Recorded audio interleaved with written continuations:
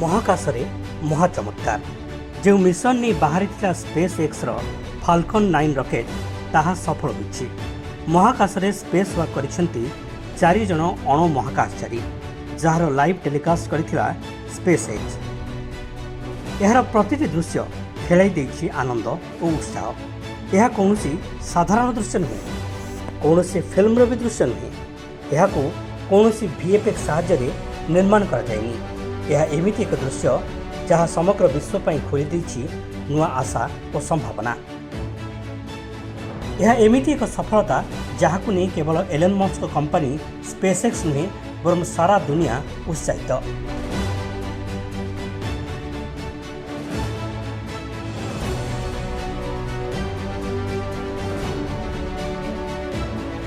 କିଛିଦିନ ହେବ ଚର୍ଚ୍ଚାରେ Polaris Dawn mission. Elon Musk ସ୍ପେସ୍ ଏକ୍ସର ସବୁଠାରୁ ବଡ଼ ମିଶନ। ମହାକାଶରେ ସ୍ପେସ୍ ୱାକ୍ କରିବେ ସାଧାରଣ ଲୋକେ। ଏହି ମିଶନରେ ସାମିଲ ହୋଇଥିବା 4 ଜଣଙ୍କ ମଧ୍ୟରେ ଜଣେ କୋଟିପତି ଥିବାବେଳେ ଜଣେ ଅବସରପ୍ରାପ୍ତ ବାୟୁସେନା ଅଧିକାରୀ ଓ 2 ଜଣ ସ୍ପେସ୍ ଏକ୍ସର ମହିଳା କର୍ମଚାରୀ।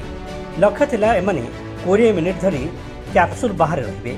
କ୍ରିଉ ଡ୍ରାଗନ୍ କ୍ୟାପସୁଲ୍ରେ ନାହିଁ ଏୟାର ଲକ୍ ସିଷ୍ଟମ। ସରଳ ଭାଷାରେ କହିଲେ ମହାଶୂନ୍ୟରେ ରହିବାର ବିରଳ ଅନୁଭୂତି। ସ୍ୱପ୍ନ ଯେତେବେଳେ ବାସ୍ତବତାର ରୂପ ନିଏ, ଏ ହେଉଛି ସେହି ସମୟର ଦୃଶ୍ୟ। ମହାକାଶକୁ ଯାଇଥିବା 4 ଜଣ ଅଣମହାକାଶଚାରୀଙ୍କ ସ୍ପେସ୍ ୱାକ୍। ଯେତେବେଳେ ମହାକାଶଚାରୀ ସ୍ପେସ୍ ୱାକ୍ କରିବା ଆରମ୍ଭ କରିଥିଲେ, ସମସ୍ତଙ୍କ ମଧ୍ୟରେ ଖେଳି ଯାଇଥିଲା ଉତ୍ସାହ।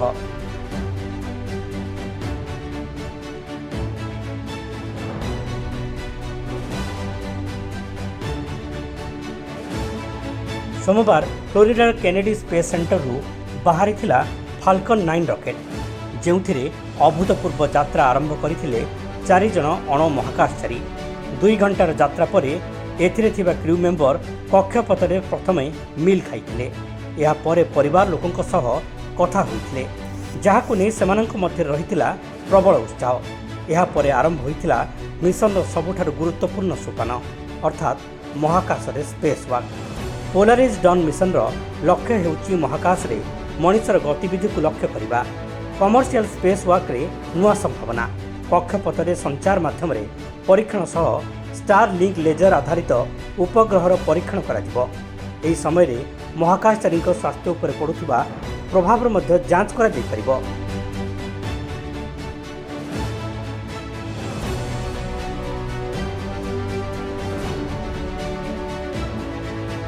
ସେହିପରି ମହାକାଶ ଯାତ୍ରା ବେଳେ ବିକିରଣର ପ୍ରଭାବ ମାପିବାକୁ ଏହି ମିଶନର ଲକ୍ଷ୍ୟ ରଖାଯାଇଛି, ଯାହାଦ୍ୱାରା ଆଗକୁ ଗଭୀର ମହାକାଶ ଯାତ୍ରା ପାଇଁ ସାଧାରଣ ଲୋକଙ୍କ ବାଟ ଫିଟିବ।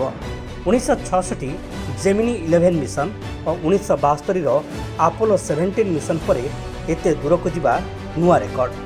ଆପୋଲୋ 17 ଶେଷ ଥର ଜହ୍ନରେ ଓହ୍ଲାଇଥିଲା। ଏବେ ପୁଣି ଦୀର୍ଘ 50 ବର୍ଷ ପରେ ପୁଣି ଥରେ ମଣିଷ ରଚିଛି ନୂଆ ଇତିହାସ।